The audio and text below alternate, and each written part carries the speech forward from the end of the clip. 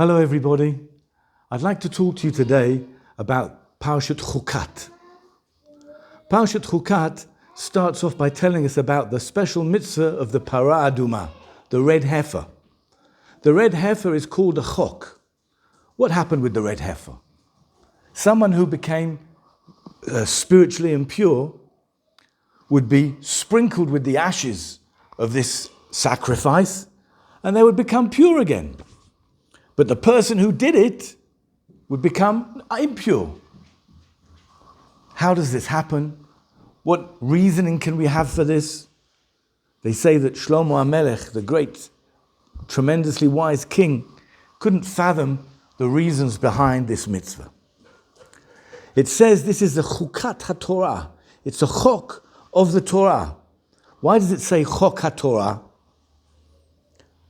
Some say that the reason why it says that is to say that once you see this mitzvah and you realize that you can't understand it with human logic, so then we have to accept that really the whole Torah is something that we can't necessarily fathom.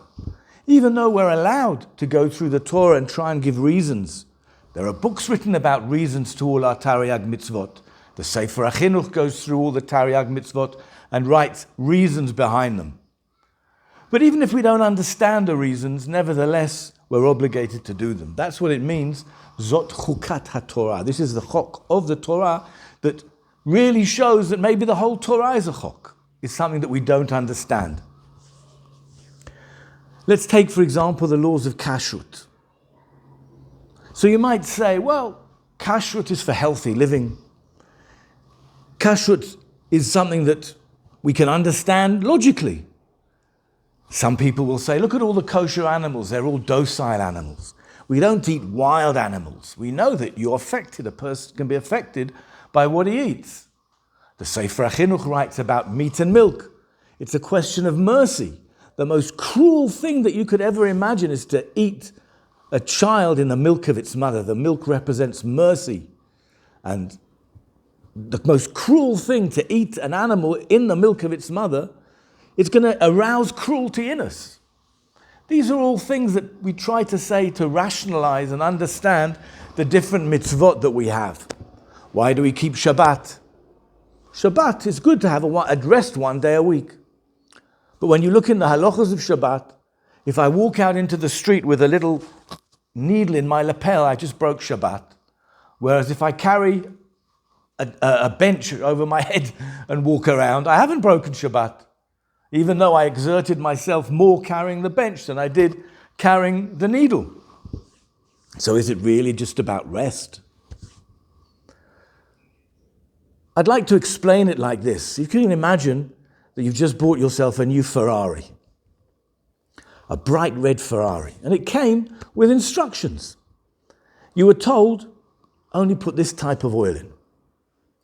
Now if you go around and ask different car mechanics, some of them will tell you, you don't need to put only the oil that they said to put in. Or if they said to put in a specific octane of petrol, it's not such a big deal if you don't put that octane in. But in the long run, someone who understands Ferraris will tell you, wow, your Ferrari isn't going to last as long as it could do if you didn't put the oil that the manufacturers recommended in it. Or if you didn't put the petrol in that was recommended, if you didn't have it serviced when it was supposed to be serviced, if you didn't follow the owner's manual. And after you spent so much money on a Ferrari, are you really going to take the risk, even if you don't understand it, are you going to take the risk of not following the manufacturer's instructions? You wouldn't take that risk. The same thing with the Torah. The Torah is the manufacturer's instructions. Kashrut, the manufacturer's instructions. Keeping Shabbat, the manufacturer's instructions. The Parah Aduma, the manufacturer's instructions. The manufacturer said, hey, you, do like this. Only eat food like this. Only act like this. Rest on a Shabbat. Don't do these particular actions on a Shabbat. But if you ask someone who's thinking rationally, they'll say, well, what difference does it make whether you do it like this or you do it like that? It doesn't make any difference. You're right. You might think it doesn't. But the manufacturer knows best. And when you've invested so much in your Ferrari, you're not going to take the risk of going against the manufacturer's instructions. So the same thing with our Torah. Even though we don't necessarily understand the reasons behind all our mitzvot, nevertheless, we're certainly more valuable than a Ferrari. And so it only makes sense that we should follow the manufacturer's instructions, even if we don't understand them. And that's what it means to follow a chok, right? A chok is one of these laws of the Torah that we don't understand. It doesn't even have any rational explanation to it. That's the special lesson that we're learning from this week's Parsha, and that's a comparison between the red heifer and a red Ferrari. Thank you.